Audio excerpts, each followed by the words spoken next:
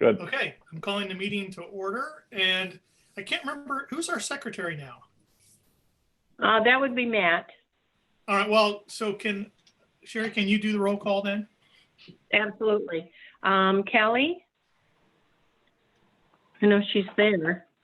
She waved. She waved. I'm here. Thank you. David, you're there. Here. Matt is absent excused. Dennis is absent excused. Rob, you are present. And we're Here. missing Cody as well. No, Cody's here. Oh, I'm Cody's here. All right. So we have a quorum. Great. So I'm looking for a motion to approve the agenda, which you should have gotten in your packets.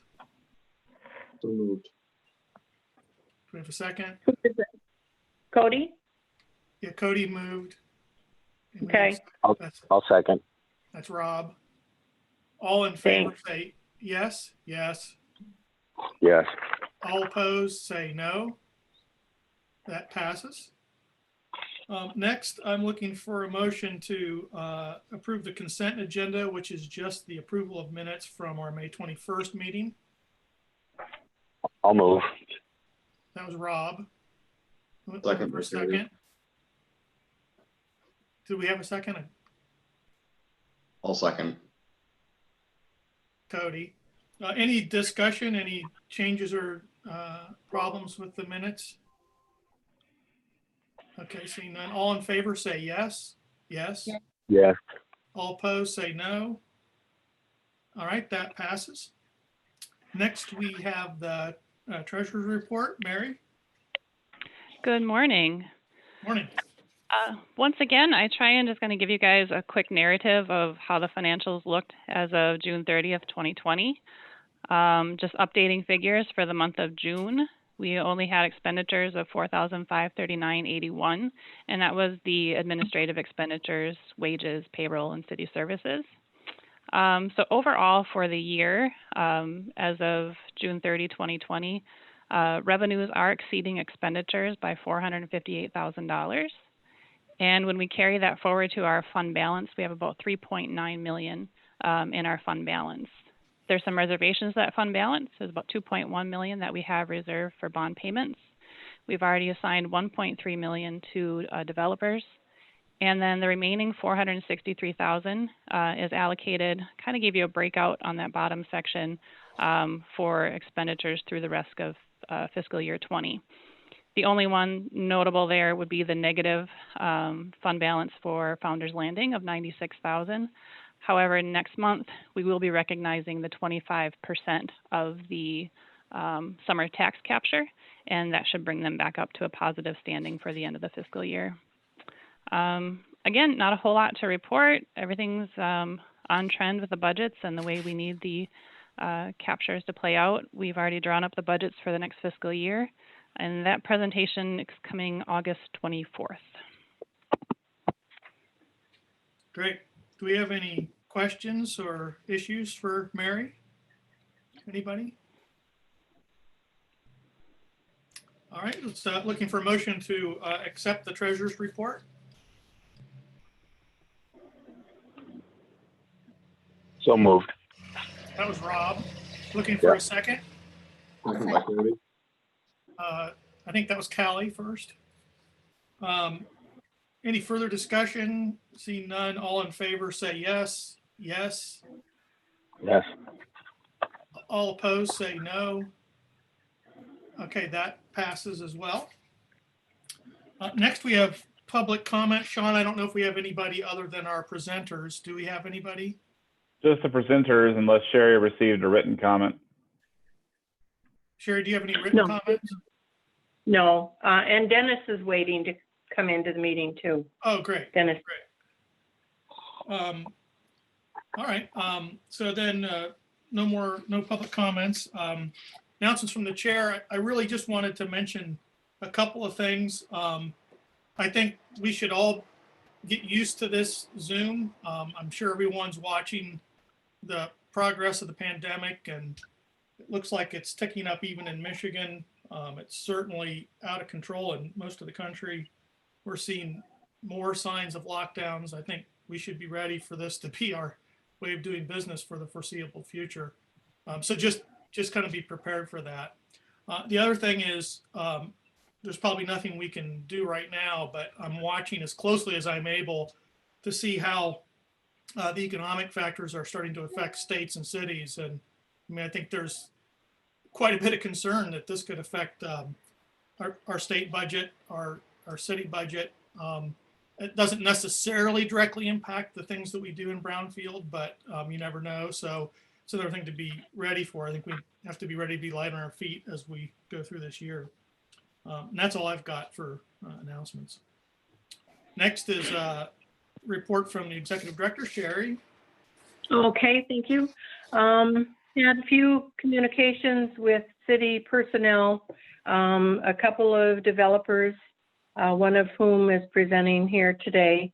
Mac and I had conversation with him a number of times. We did have conversation with the distillery folks who were opening the distillery down in the old bookstore, but they've opted not to do Brownfield. So it was just kind of a cursory conversation.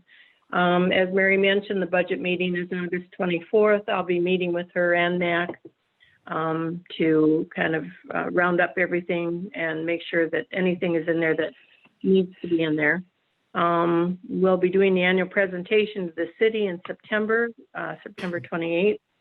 And I'll just talk on the other projects as we go along. But that's basically it for me. And Sherry, I just wondered, have we heard anything further? I mean, probably not, but have we heard anything further from Veridia about either, I know at one time they'd been talking about the old hospital site and that sort of got put on hold or stopped. And then they were looking at the Cliffsdale site. Have we heard anything more about has their thinking changed in any way, or has there been any developments there at all? Not that I'm aware of. I was hoping Mark would be there today, and Okay. He usually responds back. No, I think we're all eager to hear what's going on with that.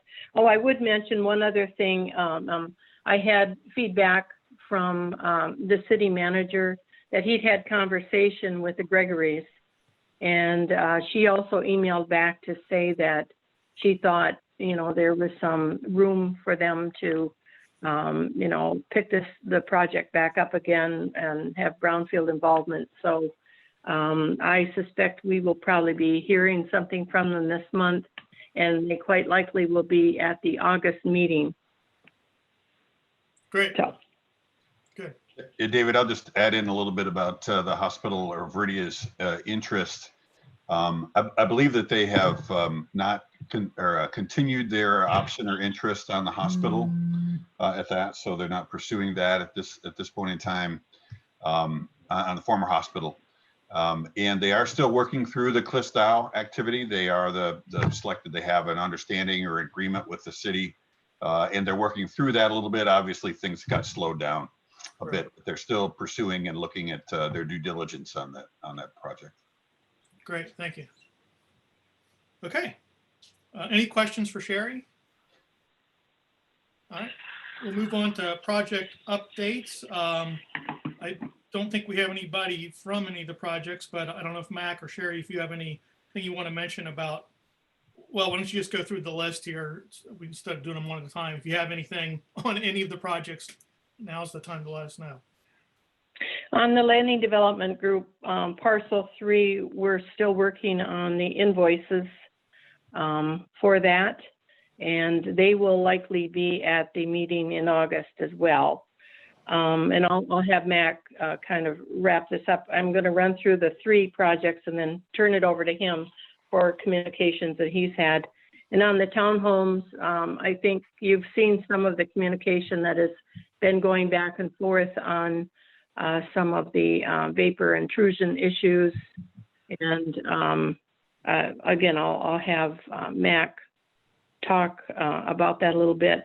On Fairfield, I did hear back from Mitch Irwin on that project, and they too will be on the agenda for August to talk about the Fairfield Inn and and the progress they're making. At this point, they're looking at a potential opening date of spring 2021 on the Fairfield Inn. So, Mac, do you want to round out the Founders Landing project? Sure, be happy to. On the parcel 3, we did receive some invoices for the parking deck that I'm working through. Wanted to have a chance to do a draft and get with Barry, so we didn't present those this month. We'll present those next month. Part of that standard, all the expenditures, we have to document and identify whether those expenditures are consistent with the Brownfield Plan and with Act 3D1. So I'll have those, we'll have those for you next month for your review and approval as the total debt obligation there. They are also going to be coming back with the next phase of the parking structure and 2 Marquette Place in August as an update for us to kind of the next phase of the project. So they'll be coming back with that as well. On the townhomes, as Sherry mentioned, there's been quite a bit of conversation. It was based on earlier conversation I had with their environmental consultants. They mentioned that they wanted to move forward on a vapor mitigation, but I noted that they didn't have any data or information that would verify that they have a vapor intrusion issue on that particular site. They did on the Fairfield Inn from 2 other sources that were more to the south. So they're pursuing, and we've had a number of conversations back and forth with Eagle. They're pursuing some environmental assessment that would determine whether they need a vapor system or not. The state has, if it's your money, they want you to put in a presumptive vapor mitigation, but if it's the state's money, you have to prove that you need it. So that's part of the process that they're working through on the townhouses. So we should hear back based on that assessment. We did have a conference call and they had some concerns about whether their allocation was going to be enough. And this relates as well to the Fairfield Inn. We got a note from the Fairfield Inn consultant, the same consultant actually, that said that the cost, there were some additional costs that were necessary for the vapor mitigation system that may exceed their allocation. You may remember that kind of complex way that we had to figure out how much each of those projects could get for their activities. So what we're going to do is move forward on what their costs are. And if there ends up to be a balance, for example, if Founders Parcel 3 doesn't use up all of its environmental costs in its budget, then those costs can be allocated back over to the projects. But we're going to kind of wait and see at the end of the project how things happen there, and then calculate if there's some additional funding that might be available for them. So both of them, believe that there may be some additional costs that are necessary. One for additional investigation, and the other for some additional costs that Eagle required on the vapor system. So, any questions on Founders? There. So stay tuned. More coming next month, I believe. They did note that they're going to provide the Founders. The Fairfield Inn invoices for the vapor mitigation system next month. They're going to try and get that in, and so we'll see what that looks like. Kind of depending on the timing and my ability to review those. We'll see if those have come in August. They may come in September. Thanks. Hey, Matt, you messed up my, I was looking at Mac over here and now I got to look over here because you moved everybody on my screen. Sorry about that. Internet issues. I don't know if it's... All of us. Okay. Yeah. Yep. So Matt, we're in project updates, just finished Founders Landing under number 9. Okay. And we're now moving to DLP, Veridia, and 231 patisserie updates. I don't know if we have any, Sherry or Mac. No, nothing other than what Mac had suggested about the DLP, and we haven't heard anything from anybody on that project, nor Veridia. I did send out a note to Matt, goodness, what's his last name? Bromley Hall and Matt Beardsley, just to see if things were at the 231 but haven't heard anything back. So, and you know, basically they're pretty well finished as far as you know, our involvement, but we're still waiting for invoices, but have heard nothing. Yeah, just a quick note to follow up on that. We are, you know, we have, Mary, I think about 1.3 million in the DLP fund awaiting their invoice review to share their submittal of invoices. It also affects a little bit of the Beacon House that comes a little bit later. If we don't know what their balance is or what they have, but so we're going to be in contact with Greg Zarnick there to try and get that wrapped up so we can have that information. The same as with 231. They're not a little more time sensitive on DLP just because we're holding their money, but for 231, that's not a time critical element. That's the obligation in which we pay down over a longer period of time. So, but it's good to get that while everybody's memory is still good about the project and the documentation is in place to get that in and get that to you for your review and approval. Great. Anything else from anybody on the project updates? All right. We don't have any unfinished business. We'll move to new business. And the first is the Upper Peninsula State Bank Brownfield application. I don't know, Mac or Sherry, do we need to have any conversation before we bring the folks in, or? I think it's pretty self-explanatory. It is there. I guess before we do bring them in, there's a little communication going on right now with the city because there is some potential infrastructure that might be looked at as part of this that would be of benefit to the city. And I don't think that information has been shared with the UP bank folks yet because it's still in the process at the city's level. But I guess just sort of tuck away the thought that there might be another opportunity there to add some additional benefit. Mac, do you want to add anything to that before they come in? Yeah, I think Sean, you can bring them in, and then and then I'll just kick it off for a minute, and then they can, you know, say Great. what they have. So, but Okay, so I think we've got everybody here now. Mac, if you want to go ahead and say a few words about the application, and then we can hear from our guests. yeah, absolutely. This is a project application. We were contacted by representatives of UP State Bank, and folks are on the line there. This is the redevelopment of the vacant Burger King on Washington Street.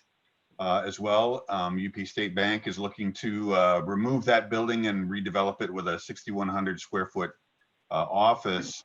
There are both environmental issues as well as non-environmental issues there.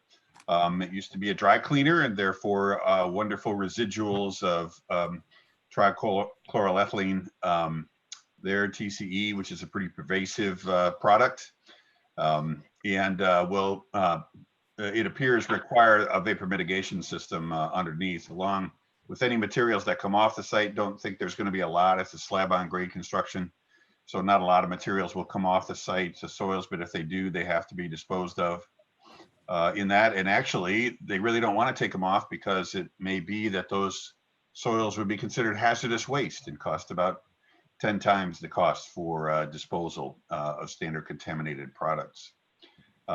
So you'll see that's the larger number in the environmental activities. Also, the others are lead and asbestos. A survey was conducted, but there was no asbestos in the building, so no abatement is necessary. And then demolition of the building. We've also included an allocation for a pocket park. It's a standard process that UP State Bank has a feature, and we're working with them to try and create a place where folks can come and sit down as walking along there, provide some space, gathering space as a pocket park. And as Sherry mentioned, we did get some communication. There's a water main that needs replacement. It's a little under capacity adjacent to the property. It can still serve the property, but it's a great opportunity to replace that water main. They're working on the costs, and we'd work through how those costs would be allocated for the project. So a couple of public benefits, a public pocket park, and an opportunity to upgrade the water infrastructure for the project. So kind of with that intro, I'll turn it over to Eric and may want to kind of introduce yourselves and talk a little bit about the project. Sure. My name is Eric Lundeen, Senior Vice President with the bank here in Escanaba. We're excited to be in Marquette. It's been something we've been working on for a while. I'm joined by Andy Hero, who lives in Marquette and joined our team approximately a month ago. And so we've been working diligently on the plan, including some beautification aspects. And so you have the plan in front of you on the Brownfield side, and obviously we have some things that we've been working through environmentally. But if you look at our sites in Escanaba, in Gladstone, in Iron Mountain, we definitely try and beautify whatever market we're in. As Mac mentioned, we do have plans for a waterfall feature, which if you've driven by our location in Escanaba or Gladstone, you can see one very similar. And so at this point in time, we just want to present the plan to you for initial review and enjoy working with Mac and the team in Marquette. You lost your credibility right there on that last statement there, Eric. So, but And so, Mac, we're looking to actually accept this Brownfield application today? Is that so? Why don't we, if someone wants to make that motion and second it, and then we can have some further discussion if anyone has questions or issues or wants to delve into anything, we can do that. I'm entertaining a motion to accept the Brownfield project application. yeah, and invite a Brownfield plan. Right. I'll make that motion. This is Dennis. I'll second it. This is Rob. Okay, so now discussion. So anybody have any questions or issues or anything they'd like to bring up or ask? Go ahead.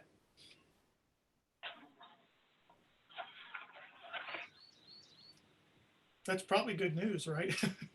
I just had a comment. I thought the application looked really good, and I think it looks like a excellent project, and looks like a real benefit to that part of Marquette. Yeah. Thank you, Rob. I'm curious. Go ahead. I'm curious how far along you've gotten in the site planning process. Are you planning on the building being exactly where the Burger King is now, or if you could go into some of those details? Yeah. I'll touch on it, and Andy, feel free to opine as well. And we're pretty far along with the site plan. We've been working with a general contractor that we've worked here in Delta County with, Nest Contracting. We do plan on utilizing a large majority of Marquette contractors to support that market. Right now, we're also working with IDI in Marquette on kind of final site plan revisions. So it's our intent that we would actually get some demolition going probably in the next 30 days.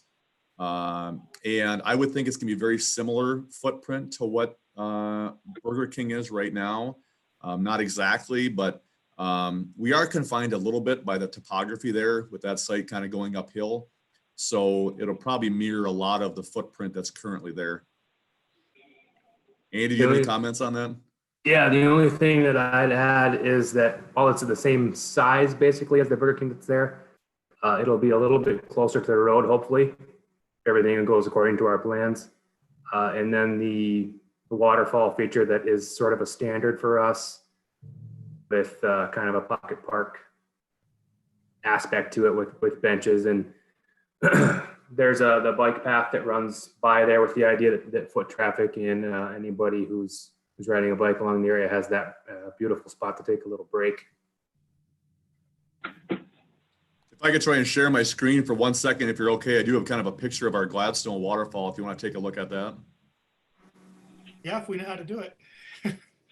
All right, I'll try my best. We'll see. Sean, do you need to authorize him to share the screen? Or... He should have the ability. Okay, great. Can you see that okay? Yeah. Yeah, that's our Gladstone location that we built about 2 years ago. And I would envision us doing something very similar in Marquette.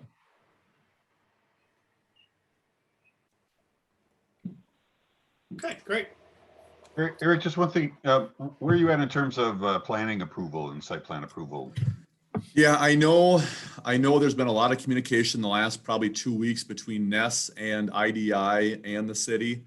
So they're doing kind of what I would deem to be final revisions to try and prepare it for site plan approval.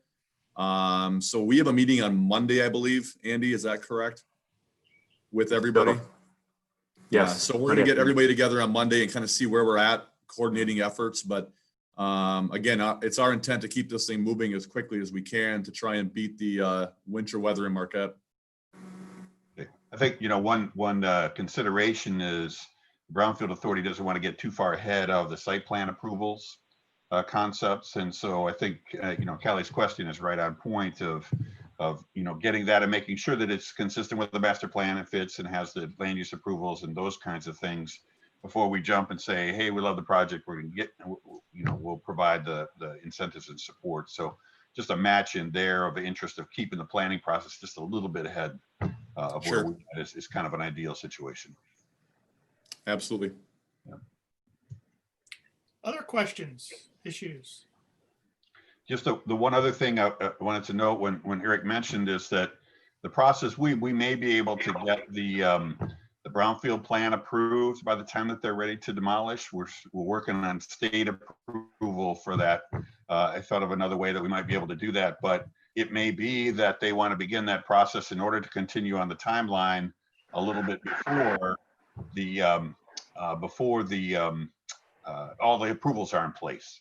The act provides for that for non-environmental eligible activities, plus all of the environmental, investigation and due diligence. Those can all occur before the approvals are in place. So they can go ahead and begin the demolition. It's a little bit at their risk, but kind of this process now, we usually say once the application is reviewed and approved, that's sort of our timeline to say, yeah, we generally agree with the process. Now it's a procedural activity to make sure everything is all buttoned up. But I just wanted to make clear that some of those activities may begin before the public hearing and before the Brownfield plan is approved. And, to let you know that before people go, wait a minute, we don't have approvals yet. So it's allowed for under the act and wanted to make that clear to everybody and see if anybody had a problem or issue with that. Anyone else? I'll just say, I thought that the application looked very good, very well done. I'm enthused about this project as well. I think it's a good place for a brownfield project. So I'll definitely be supporting this this motion. So anything else before we vote? Anybody? All right. So all in favor, say yes. Yes. Yes. Yes. Yes. All opposed, say no. All right. That motion carries. Congratulations and thank you very much. Thank you very much. And we look forward to working with the team in the coming years ahead. All right. Yeah, and Andy and Eric will be in touch with you regarding kind of the specifics of the Brownfield plan. It's quite similar to this, but fill in a lot of blanks. So we'll be in touch here soon to get that rolling and bring it back to the August meeting and September City Commission meeting. Awesome. Appreciate it. Thanks, guys. Thank you. Thank you. Hey, I'll just add just one quick thing. That's, we remember that we had a lot of conversation in the Liberty Way project. The state didn't really like it, but we posed that as a way to extend downtown and to really have increased opportunity along an underutilized corridor of West Washington. And I think that Liberty Way kind of stimulated that growth. You can see it between here and there. And now this kind of creates a bookend to that as well. So I think it's a continuing opportunity of an investment that was made at Liberty Way that garners some spin-off redevelopment here. Good. Okay. Thank you. So next on the agenda under new business, we have Beacon House, and we have in your packet, there's a one-page sheet for information. So Sherry or Mac, if you want to speak to this. Well, I'll just point out that this is a conversation we've been having with them for probably over a year.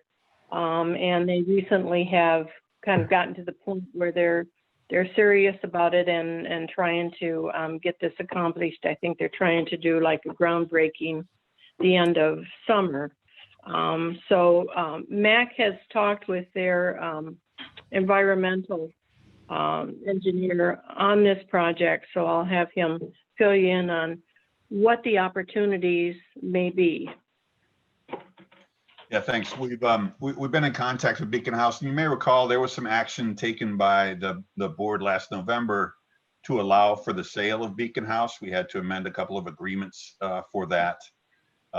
as well. And so that just allowed for the purchase to make certain that that was all on the up and up with the previous documents. Beacon House has been working through its planning process, and they've identified, their civil engineers identified about $300,000 worth of non-environmental activities, mostly related to site preparation needed for the project. Removal or engineered fill, some of the shaping and grading costs in that range of about $300,000. They still need to do some environmental work to determine whether they need a vapor mitigation system on that site. And so that might be another, bigger ticket item of $150,000 in that range or something of that nature, perhaps depending on the size of the building and the need. DLP has an allocation of $4 million in environmental and $6 million in non-environmental. Because we haven't gotten any documentation from them, we don't know exactly where they're at in terms of those costs. And so, but I kind of outlined three options with Beacon House and for their discussions with Beacon House and with you, of starting with the easiest arrangement for this to provide some brownfield allocation down to the more difficult, or I guess the more effort involved. The easiest part would be if DLP would give them the money and give Beacon House the money and be able to conduct the activities. That way, we don't have to amend any agreements. It's really still DLP's eligible activities. It folds right in with their existing activities. They provide that documentation. We approve it, and then we reimburse DLP for those costs. So it's almost like if DLP was building an annex and that was part of their costs as well. So that would be the easiest way, if they give them the upfront money to conduct those activities, and then we reimburse DLP over time. The second way to do it would be that DLP would provide them an allocation. They'll say, okay, you can use $300,000 of our non-environmental allocation and $150,000 of our environmental. 300,000 non-environmental, 150,000 environmental, and you guys fund it, and then Beacon House would seek reimbursement. In that case, we'd need an amendment to the reimbursement agreement to add them. So that's kind of the second level of option. DLP wouldn't give them money, but they give them the brownfield allocation. The third option is that we could amend the brownfield plan, much like we did for McClellan Avenue, to allow those additional expenses. We did some line item adjustments. It was my opinion a full amendment was necessary. And so that could happen as well, to increase those numbers, to be able to, move from interest basically into eligible activities, and to provide that allocation of the brownfield plan and have a new reimbursement agreement. So in any of those three options, it provides an opportunity for Beacon House to get some reimbursement for the project. I will say that that DLP's taxable value is about twice of what we estimated in the brownfield plan. We did that kind of purposely. They were set at a minimum of $170 million worth of investment. They ended up investing about $350 million. And so the paybacks and the cost and the revenues are much greater than what was originally anticipated. So the payback will be shorter than what was anticipated. So there are dollars additional over and above what we anticipated in the brownfield plan to generate. Beacon House is now reaching out to DLP to talk with them and to talk about those opportunities, for upfront funding, or at least a eligible activity allocation, and they'll come back to us and we can act accordingly. In that case, hopefully we'll have something on the August agenda that would lay out the approach for what we do. But we wanted to kind of provide you with this circumstance and situation, get any feedback that you may have about that. We thought, based on previous conversations, that the board would generally be supportive of trying to help out Beacon House. We wanted to make certain, kind of reiterate or clarify that that was the case, and then we can move forward with this activity.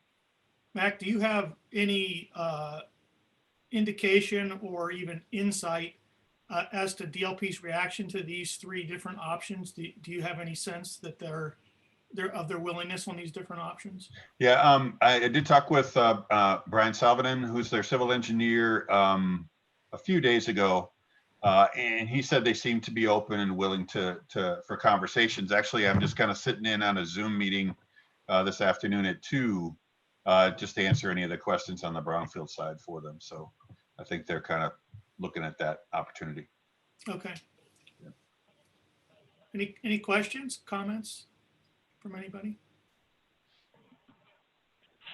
Well, I just say, I think that, I think this is another great opportunity, and at least from my own standpoint, I hope for the easier option, but if we need a more difficult option, I think we can deal with that. So, I'm sure we can find a way to make this work if one of the options, ends up being the one that's going to work for other parties. Okay, anything else on new business? Oh yeah, we do have one more thing. Almost skipped over payment of. Hey, Matt. What? Oh, go ahead. Yeah. Do you think there's a chance DLP could be up on their billing by the August meeting, or are we gonna still be in the situation where we're gonna have to make a ignorant decision in a month? Yeah, we're going to push for that. I'm going to follow up with Greg here after the meeting and see if we can kind of push for that conversation. I think I'll wait for the conversation this afternoon to see where they're at and kind of what's going on. I'm not sure if Greg is going to be in on that conversation, but I think that's a real good point, Rob. We need to kind of know where we're at in their terms. They've generally said that they're going to use all their allocation. When we talked about this before, that was Greg's kind of quick opinion, but again, we don't know. So I think that's a good point that we need to press DLP to find out where we're at. Other questions? I was just going to say that they could sacrifice that. They could, even if they've already used those expenses, they could provide that allocation and then just not have that 450,000 returned to them. So, even if they are over that budget amount, so that would be their choice. Anything else on this? Okay. Our last new business is these 3 invoices that total $3,300 for Mac Consulting. Looking for a motion to approve these invoices. So moved, Cody. A second. Callie, great. Second. Any questions, discussion, issues? David, I like that you didn't hesitate. You almost skipped over that. Thank you very much. I thought it would be even more worrisome to you to skip it, to go right to comments. Okay, so all in favor, say yes. Yes. Yeah. Yes. Yes. All opposed, say no. That motion carries. Thank you. Congratulations, Matt. Thank you very much. We're now to the second public comment. Sean, do we have anybody else? Okay. Nope. No further comments. Then we have comments from the directors. I'll just go around my screen. Cody, anything from you today? Honestly, no, I don't think I have anything, but it's great to see everybody. You too. Callie? I don't have anything. Matt? Be nice to get a water slide in that waterfall at the bank, but other than that, I'm good. All right, we'll request that if they can put that in for you there, Matt. Be a good public benefit. Rob? No, good to see everyone. Stay healthy. Dennis? Nope, I'm good. Thank you. Good. It is good to see everybody. I just have one question before I adjourn, and that's for Sherry. Sherry, I think I've got just 2 things to sign, and I think they're both in my pack. So one is the minutes and one is the invoices for Mac. Is there anything, can I just sign those and scan them and email them to you? Yeah, that'd be fine. Yes, thank you. And you just have the 2. Okay, great. All right. In that case, we are adjourned. Good to see everybody. Stay safe. See you next month. Great. Take care, everyone. Thanks.